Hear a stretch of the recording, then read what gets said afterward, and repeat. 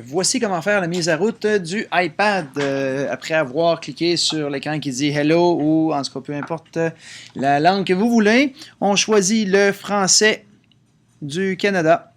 S'il nous montre l'écran de démarrage rapide, on oublie ça, on configure manuellement.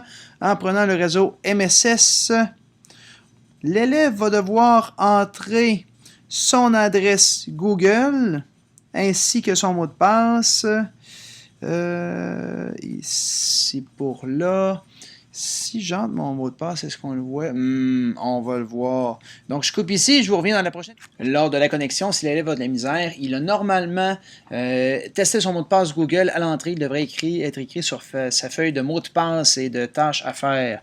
On fait suivant. On va attendre peut-être plusieurs minutes pour l'activation de votre iPad.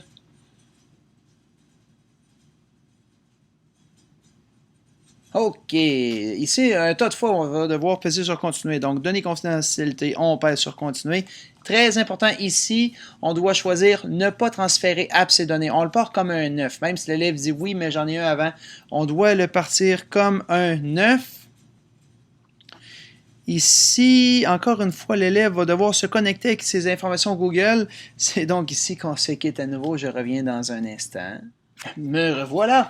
Ici, on va continuer. Ben, moi, je ne le ferai pas pour sauver un peu de temps, mais on va faire continuer pour configurer la Touch ID.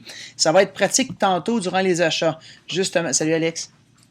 Justement, durant que les applications vont s'installer, il y a de fortes chances que le mot de passe soit demandé. Si l'élève a entré son empreinte digitale, ça va vraiment mieux aller. On va gagner du temps. Et vous pourrez aussi expliquer la même chose aux élèves. Moi, ici, je vais faire configurer plus tard parce que je garde mes empreintes pour moi. On continue en se créant un code. Je vais prendre l'éternel et très sécuritaire 1, 2, 3, 4, 5, 6. Encourager l'élève à prendre un code qui a du sens plus que le mien. Le mien, c'est pas 1, 2, 3, 4, 5, 6, si vous trouvez mon iPad en passant. Ici, on va encore se quitter parce que il faut que l'élève entre maintenant son identifiant Apple. Il y a des chances que ce soit le même identifiant que son adresse courriel Google. C'est tant mieux si c'est le cas. Donc, question de garder mes informations secrètes. On se dit encore une fois tantôt dans un instant. Me revoilà! Bon, ici, on a les modalités. On va accepter tout de suite. C'est un peu long à lire. On lui laisse faire ses configurations. Ici, nous sommes rendus dans les réglages express. Encore une fois, on va faire continuer.